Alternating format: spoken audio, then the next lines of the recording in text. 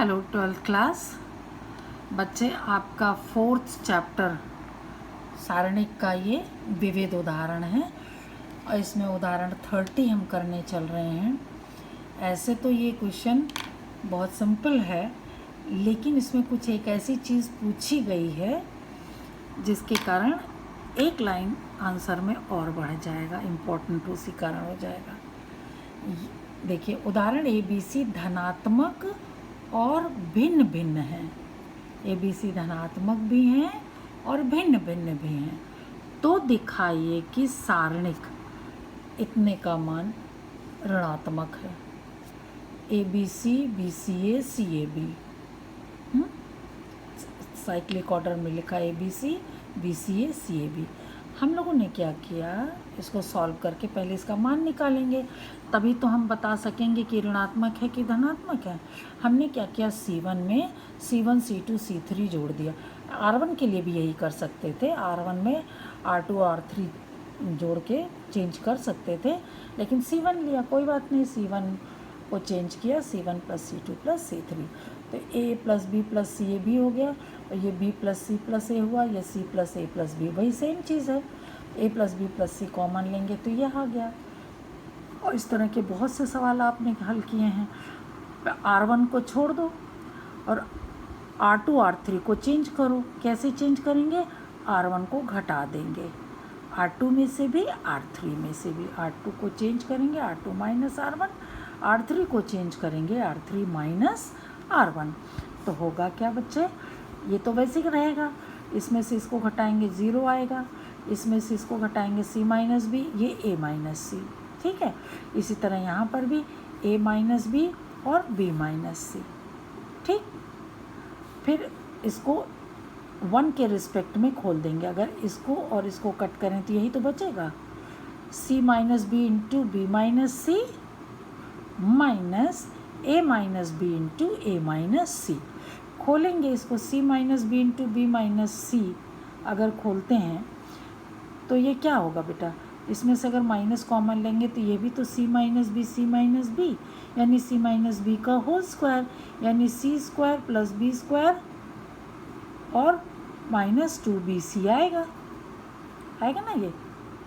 अच्छा चलो, इसको नहीं किया, ऐसे ही खोल दिया, C - B ये खोला, ये आया, A - B A - C खोला तो ये आया। देखो +BC और -BC हो गया कैंसिल, बचा क्या, बचा +BC -BC कैंसिल हो गया, बचा क्या, AC यहाँ बचा, AB यहाँ बचा, A² B² C² और BC, ठीक। ये A + B + C, ये नेगेटिव में सारे बचे, ये पॉजिटिव में बचे, ठीक है। देखो अब यहीं पर ये इम्पोर्टेंट है, सब में क्या किया हमने, 2 से मल्टीप्लाई कर दिया, यहाँ 2 से मल्टीप्लाई कर दिया और यहाँ 2 से भाग कर दिया, और माइनस कॉमन ले लिया, क्योंकि सारे स्क्वायर पद क्या हैं, पॉजिटिव हैं, तो इसमें हमने क्या किया, माइनस कॉमन ले लिया, तो और 2 से गुणा किया उधर, तो यहाँ भाग हो जाएगा, तो 2A² 2B² 2C² -2AB -2BC -2CA। अब यहीं पर थोड़ा सा चेंज है, यहाँ के बाद ये लाइन इम्पॉर्टेंट है बच्चे, क्योंकि आपको जो सिद्ध करना था वो क्या, कि सारी ये पूरा क्या है, ऋणात्मक होगा, यही चीज़ सिद्ध करना है। तो देखो 2A² को, यहाँ देखो 2AB है ना, तो 2AB -2AB है, तो अगर A² + B² हो जाए तो A - B का होल स्क्वायर आएगा। यहाँ से एक A² ले लिया, यहाँ से एक B² लिया, एक लिया, अभी एक बचा है -2AB के साथ। देखो यहाँ 2BC है तो एक B² बचा है, और यहाँ से एक C² लिया है ना, B² C² 2BC, और इसी तरह से देखो एक C² एक A² बचा है, तो A² C² को 2AC के साथ ले लिया। ये बात समझ में आया, बिल्कुल आया होगा। तो ये A - B का होल स्क्वायर, ये A - C का होल स्क्वायर, ये B - C का, चूँकि ये होल स्क्वायर है।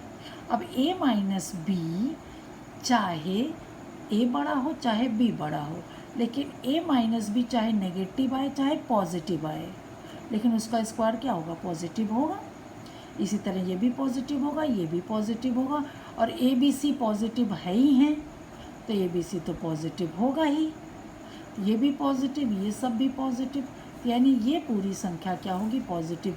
लेकिन बाहर एक ऋणात्मक है, इसलिए -1/2 गुणे धनात्मक राशि क्या हो जाएगा, ऋणात्मक। क्लियर हुई बात कि नहीं?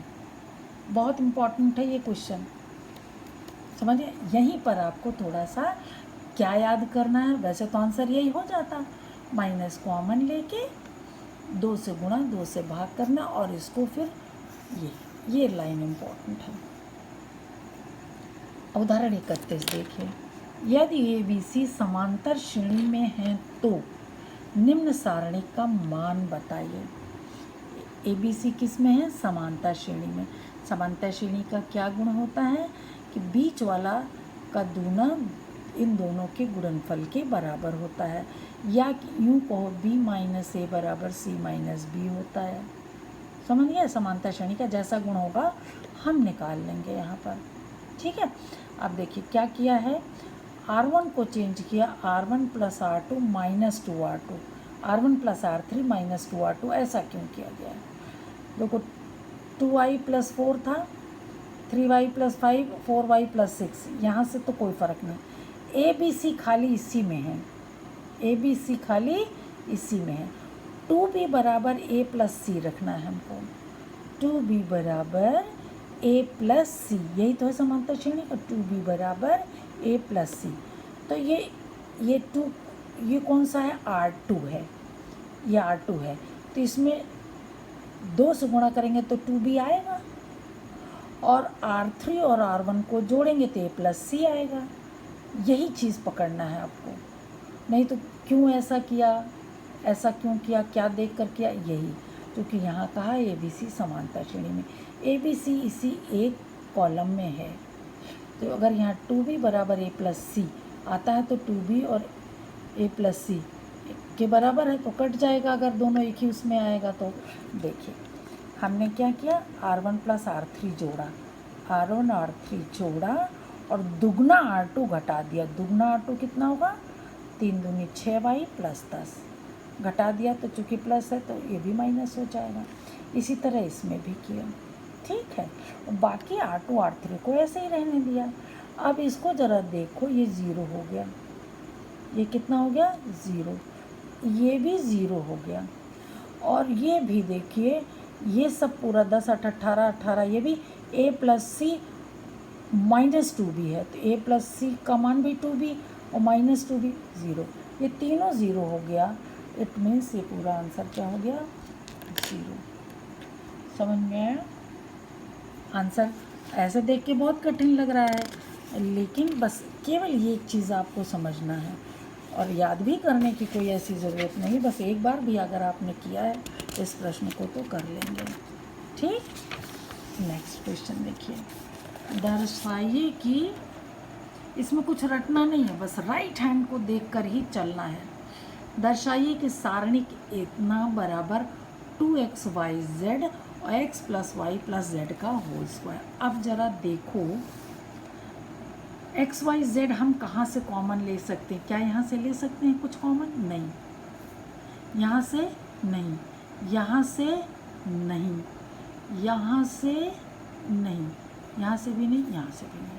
अब क्या करें, x y z तो लाना है, तो क्या किया देख लो, x y z से भाग भी दे दिया, और पहले वाले में x से गुणा कर दिया, दूसरे में y से गुणा कर दिया, तीसरे में z से गुणा कर दिया।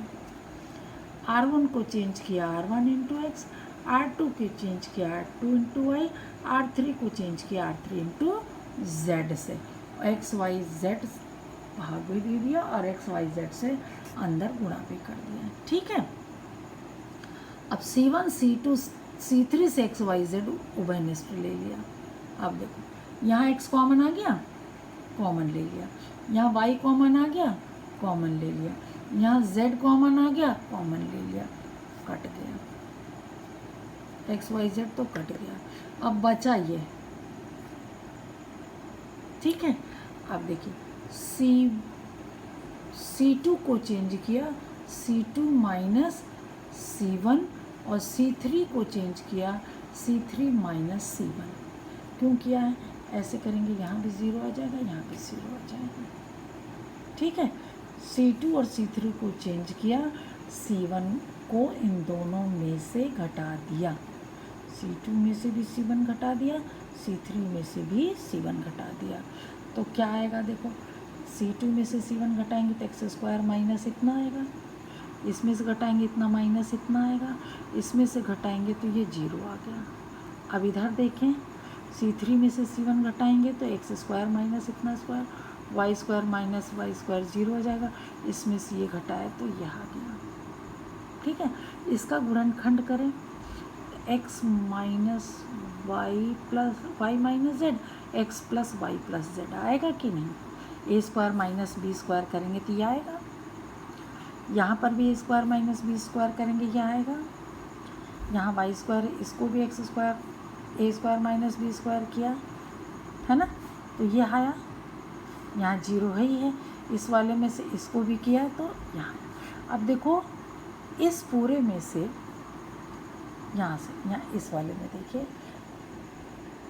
इसमें सेकेंड कॉलम में x plus y plus z यहाँ भी है, x plus y plus z यहाँ भी है, यहाँ 0 है तो x plus y plus z है ही, तो यहाँ से एक बार x plus y plus z common ले लिया और यहाँ से भी x plus y plus z common चला गया।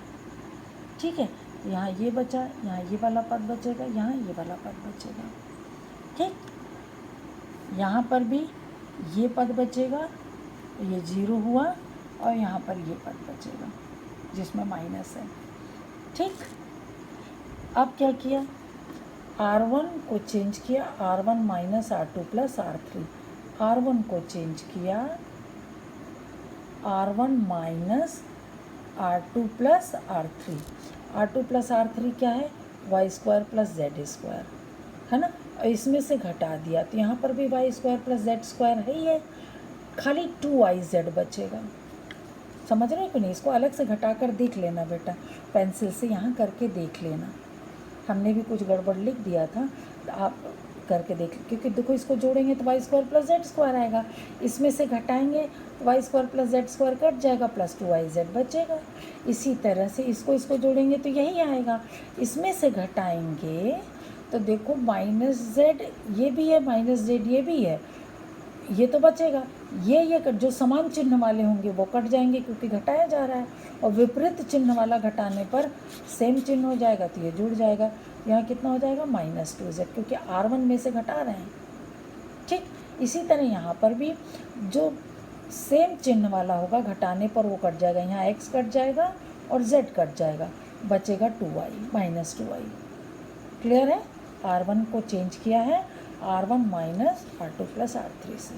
ठीक, अब क्या किया है, यहाँ पर देखिए, यहाँ -2z है और यहाँ -2y है, और यहाँ कितना है x, कैसे यहाँ पर 0 यहाँ 0 लाया जाए उसके लिए क्या किया है, C1 को, हाँ C1 में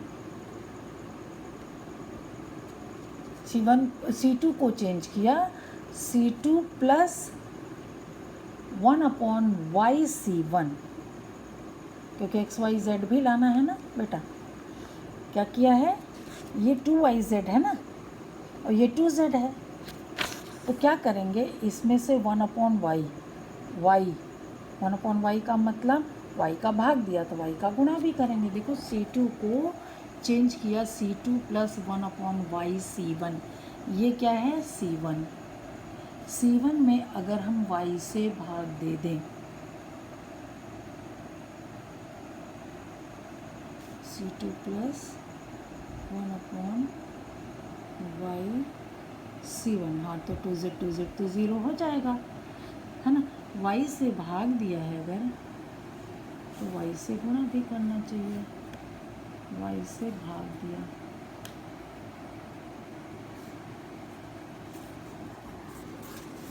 इसको देख लेना कि ये जो आया है ना, भाग देकर फिर घटा इसमें जोड़ा है तो ये 0 आएगा, यहाँ पर 0 यहाँ पर 0, इसमें 1/y इसमें 1/z किया है। ठीक है, अब ये ये दोनों ज़ीरो आ गया तो इसके रिस्पेक्ट में खोल दिया गया है। 2yz तो बाहर रहेगा, इसका गुणा हो जाएगा, इसका गुणा हो जाएगा, ये आएगा 2yz कॉमन आया, ये पूरा x² प्लस xy और प्लस zx, ये x plus y plus z, x common लेने पर x plus y plus z, और ये 2yz तो पूरे में बाहर आ ही गया था, एक x भी आ गया, 2xyz। कैलकुलेशन यही आएगा, अब एक एक करके देखना पड़ेगा बेटा, सही है वो, ठीक है। C2 को चेंज किया, C2 प्लस 1/y C1, यानी C1 में y से भाग देकर किस में जोड़ दिया है, C2 में जोड़ दिया है, C2 में जोड़ दिया। और C2 कितना है, 2z है, y से भाग देंगे तो ये भी 2z आएगा, और जोड़ देंगे तो ये 0 आ जाएगा, है ना। और यहाँ पर कितना था, ये 2y था,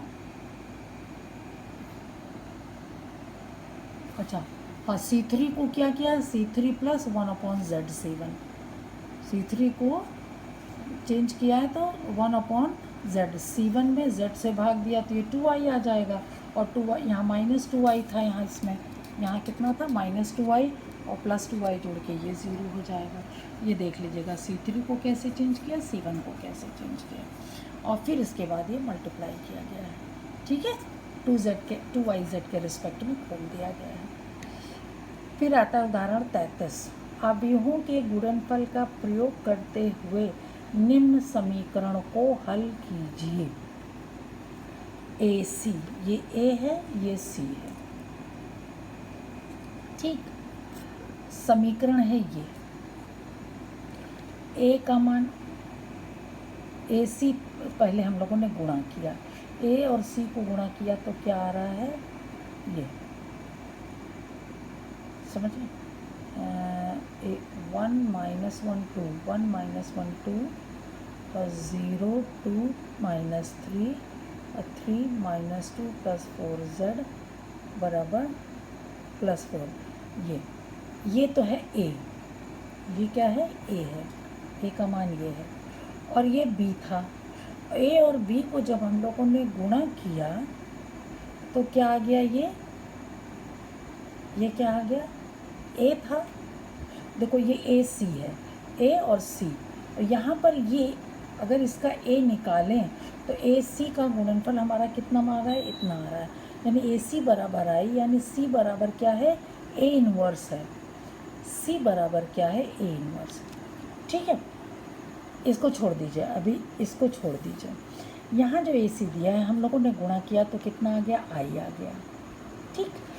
और इसको A है, इसको C माना, पहले से यहाँ दिया हुआ है, अगर AC बराबर I है तो C A इन्वर्स होगा, C क्या होगा, A इन्वर्स होगा, क्योंकि इन्वर्स की यही डेफिनेशन है कि अगर दो अवयवों का गुणनफल I आए तो दोनों एक दूसरे के इन्वर्स होते हैं, यानी C बराबर A इन्वर्स।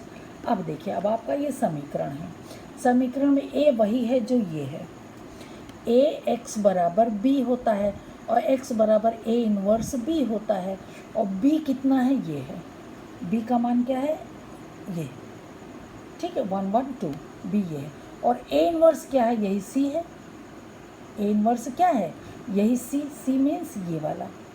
अब आपको निकालने की ज़रूरत ही नहीं है, हम लोग निकालते थे ना A इन्वर्स, A का